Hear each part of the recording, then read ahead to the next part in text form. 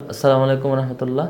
ডাকসু নির্বাচন উপলক্ষে ঢাকা বিশ্ববিদ্যালয়ের শিক্ষার্থী, শিক্ষক এবং পুরো বিশ্ববিদ্যালয়ের পরিবারের যে উৎসব এবং আমেজ চলছিল, আমরা সবাই যেটি উপভোগ করছিলাম, সেই জায়গাটিতে হঠাৎ আজকে থেকে একটি নতুন পরিস্থিতির উদ্ভব ঘটেছে।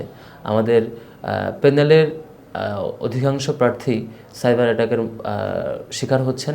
অলরেডি আমাদের গবেষণা ও প্রকাশনা সম্পাদক পদপ্রার্থী সাজ্জাদ হোসেন খানের আইডিটি অলরেডি সাসপেন্ডেড সাইবার অ্যাটাকের মুখোমুখি হয়ে, এবং আমাদের আরেকজন প্রার্থী স্পোর্টস সম্পাদক পদপ্রার্থী যিনি আরমান হোসেন, তার আইডিটিও সাসপেন্ডেড হয়ে গিয়েছিল।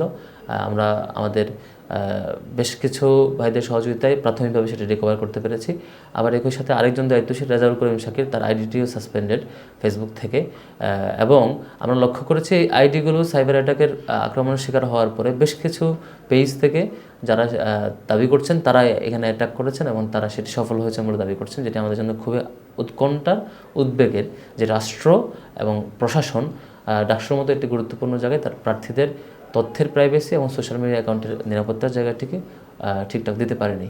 এবং একই সাথে আমরা লক্ষ্য করেছি আমাদের মূল প্রার্থী যারা প্যানেলের অন্যান্য সম্পাদক এবং পাশাপাশি বিপি, জিএস, এজিএস, আমাদের মোহাম্মদ আবু সাদিক কায়েম, মহিউদ্দিন খান এবং আমার আইডি, সবগুলোই ক্রমাগত সাইবার অ্যাটাকের মুখোমুখি হয়ে বারবার রিস্ক যেমন কমেছে, আবার একই সাথে লগ আউট হয়ে যাচ্ছে। সেদিক থেকে আমরা আমাদের প্রাথমিক মেজারমেন্ট হিসাবে আমরা আর কোনো উপায় না পেয়ে আপাতত ডিএক্টিভ রেখেছি, যাতে করে সাইবার আক্রমণের জায়গা থেকে অন্তত কিছুটা রেহাই পাই। কিন্তু এইভাবে সোশ্যাল মিডিয়া থেকে কিংবা সাধারণ মানুষ থেকে ডিটাচ রেখে তাদের কাছে আমাদের বার্তা পৌঁছানোর জায়গাটি থেকে আমাদেরকে থামিয়ে রেখে কারা ফায়দা লুটতে চায়, কারা আমাদেরকে মানুষের কাছে তথ্যগুলো প্রচারের যে মাধ্যম, সোশ্যাল মিডিয়া মাধ্যম বর্তমান সময়ে, সেটি থেকে দূরে সরে রেখে কারা ফায়দা লুটতে চায়, এটা বড় একটা চিন্তার কারণ আমাদের কাছে। আমরা মনে করি ঢাকা বিশ্ববিদ্যালয়ের শিক্ষার্থীরা এই সামগ্রিক যে তৎপরতা, সাইবার ওয়ার্ল্ডে যে পরিমাণ আক্রমণ এবং আমাদেরকে ভিকটিম করা হচ্ছে প্রার্থীদেরকে, এ ব্যাপারে ঢাকা বিশ্ববিদ্যালয়ের শিক্ষার্থীরা সঠিক বিবেচনা করবে এবং বিবেচনার মধ্য দিয়ে আগামীকাল 9 তারিখ তাদের ডাকসুতে অংশগ্রহণের মধ্য দিয়ে, ডাকসু নির্বাচনে তাদের স্বতঃস্ফূর্ত অংশগ্রহণ করার মধ্য দিয়ে যারা ডাকসুকে বানচাল করতে চায়, যারা ডাকসুতে একটা অস্থিতিশীল পরিবেশ তৈরি করতে চায়, তাদেরকে সঠিক জবাব দেবে।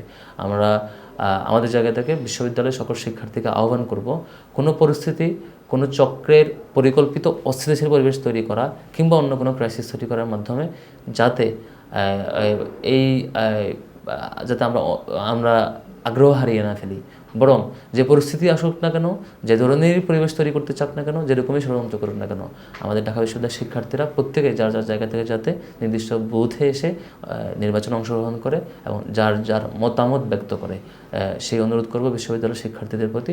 এবং আপনারা দেখেছেন এর আগেও জুলাই আগস্টের গণ অভ্যুত্থানে আগস্টের শেষের দিকে 2-3 তারিখ থেকে সোশ্যাল মিডিয়াতে অব্যাহতভাবে গুজব চলছিল, যাতে করে ফ্যাসিবাদী শক্তি শেষ মুহূর্তে পার পেয়ে যায়, সেরকম একটি পরিকল্পনা তাদের ছিল এবং অব্যাহতভাবে গুজব চলেছিল।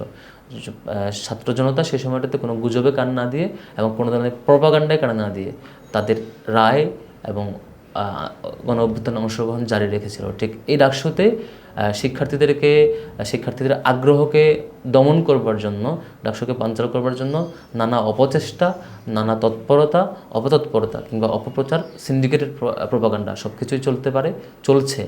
একটি পক্ষ সেটির চেষ্টা করছে।